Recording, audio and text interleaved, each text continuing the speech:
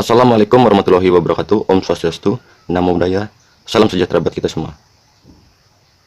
Jadi pada kesempatan kali ini, kelompok kami akan mempresentasikan Departemen Manajemen Sumber Daya Manusia. Nama-nama kelompoknya ada Rosdiana, Nurmawan, Ratnasari Dewi, Rizka Puspitasari, Tiara Indah, dan Rizky Pambagio. Visi dan misi Manajemen Sumber Daya Manusia. Visinya, mewujudkan SDM yang selalu siap melayani kebutuhan di bidang sumber daya manusia secara efektif.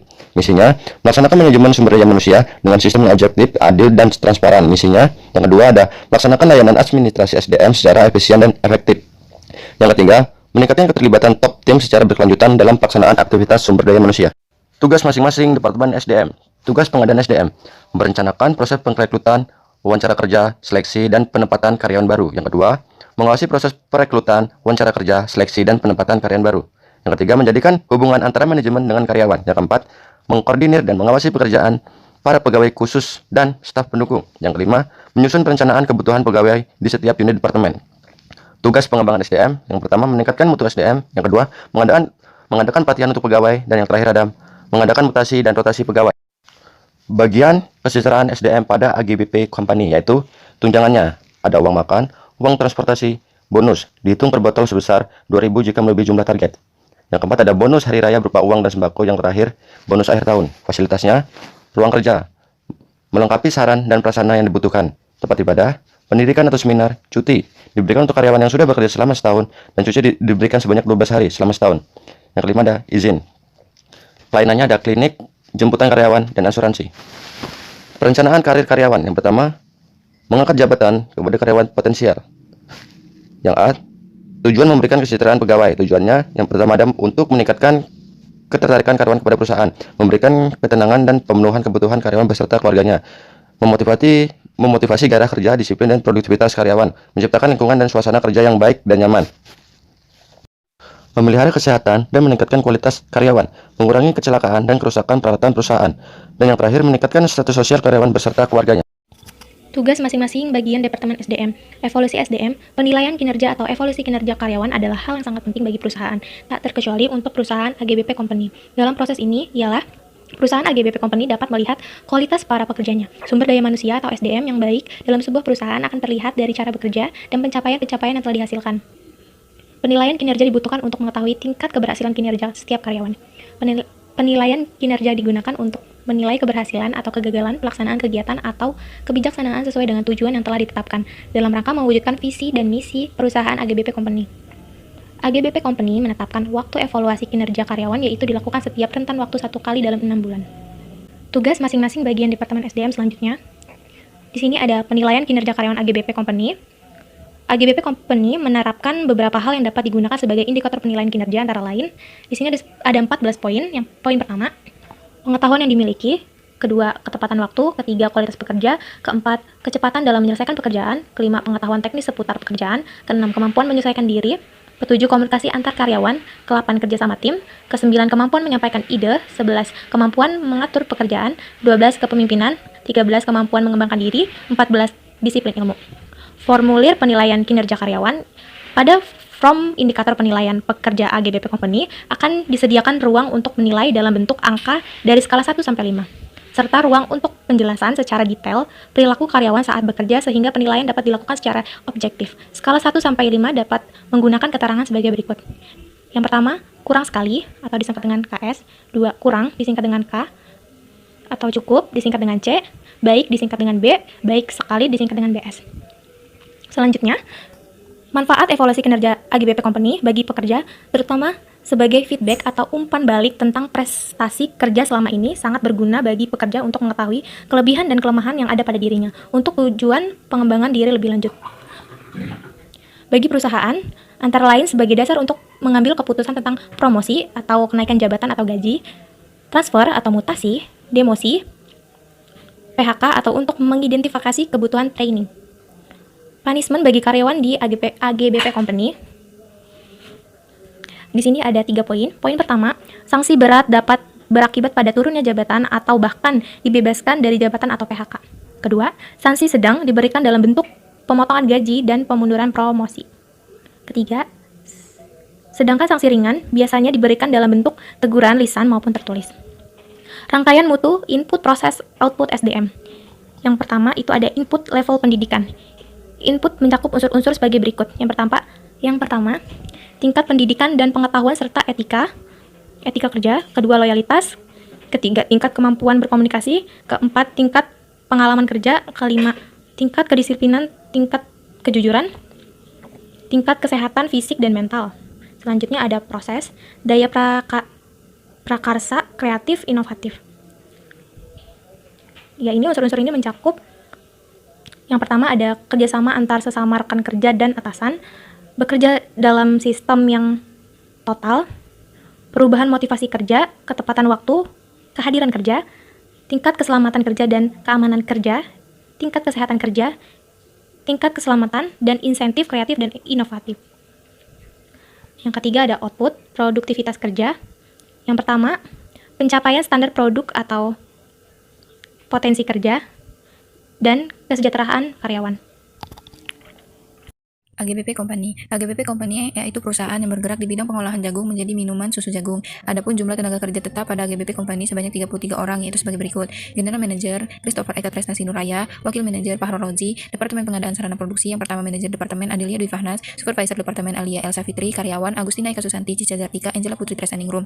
Departemen Produksi, Manajer Departemen Fatir, Input Anissa, ditambah 2 orang tenaga kerja harian, Proses Anis, ditambah 3 orang tenaga kerja harian, Output Deka, ditambah 2 tenaga kerja harian, Penghubung Departemen Pengadaan dan Pasca Produksi Rian.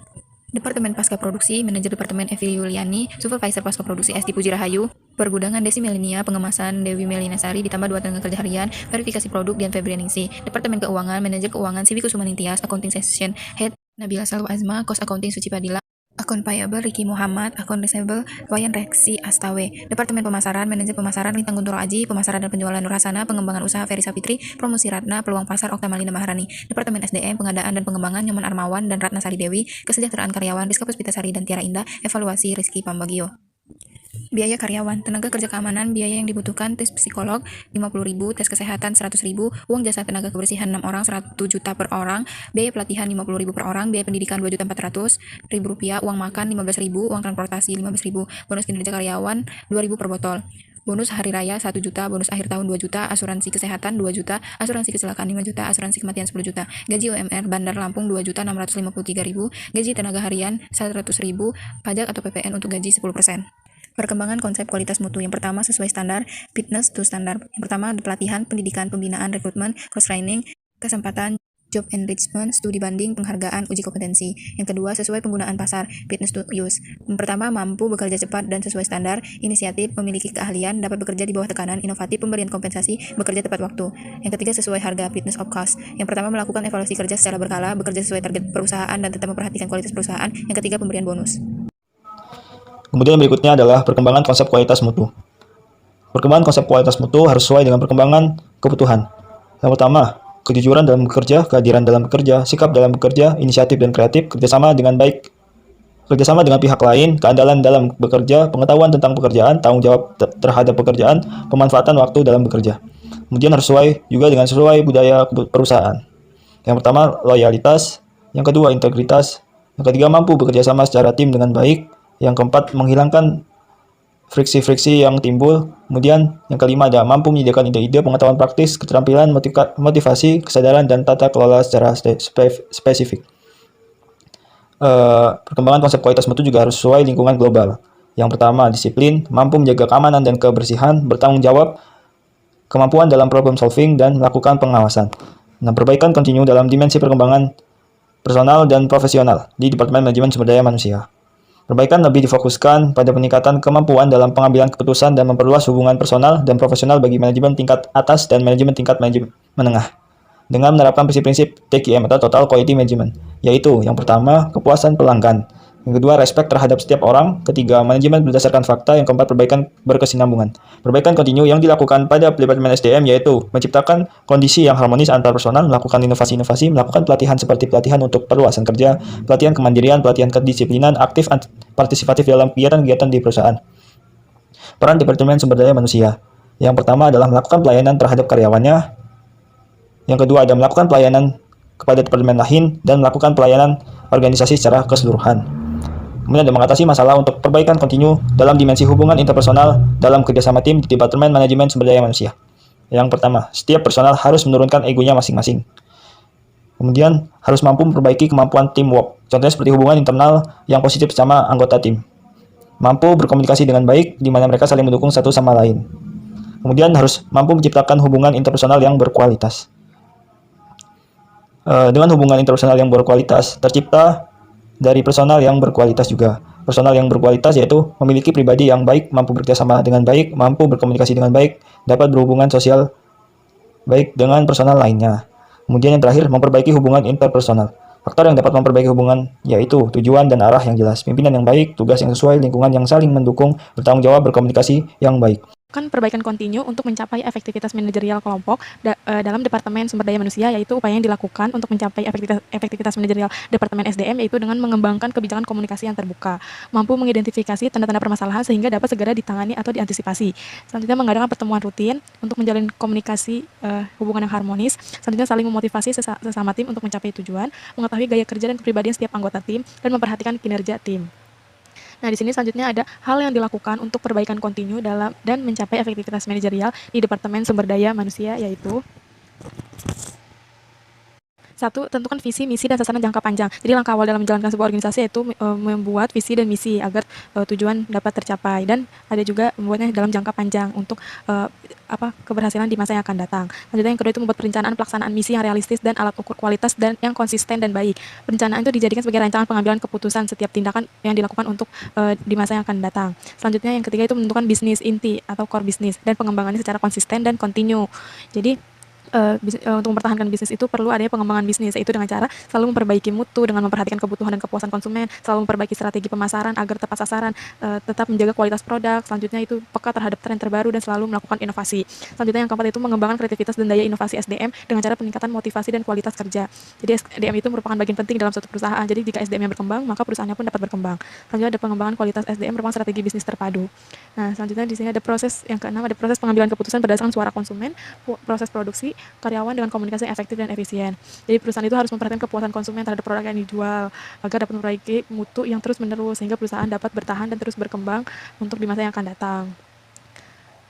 Nah, selanjutnya ada cara mengukur keefektifan sistem manajemen. Jadi cara mengukur keefektifannya itu yaitu dengan cara membandingkan cara kerja yang telah dilakukan dengan hasil yang didapatkan setiap waktunya. Jika membuat semakin mudah dalam bekerja dengan waktu yang lebih singkat, dengan sumber daya yang seminimal mungkin, namun hasilnya didapat lebih baik, berarti efektivitas manajerial kelompok itu sudah tercapai.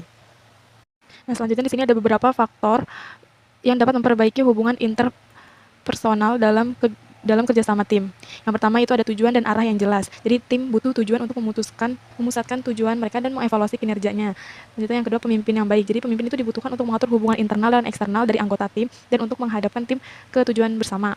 Selanjutnya yang ketiga itu tugas yang sesuai. Jadi tugas itu harus sesuai dan kompleks sehingga tim perlu usaha untuk mencapai target yang telah ditentukan tim tadi. Selanjutnya yang keempat itu lingkungan yang saling mendukung. Jadi lingkungan dalam tim itu harus saling mendukung. Anggota harus cukup kuat dan berwibawa untuk mengizinkan anggota tim untuk membuat dan melaksanakan keputusannya bersama dan melakukan kerjasama yang baik. Selanjutnya yang kelima itu ada bertanggung jawab. Jadi setiap tim itu sudah diberi tugas dan tanggung jawabnya masing-masing.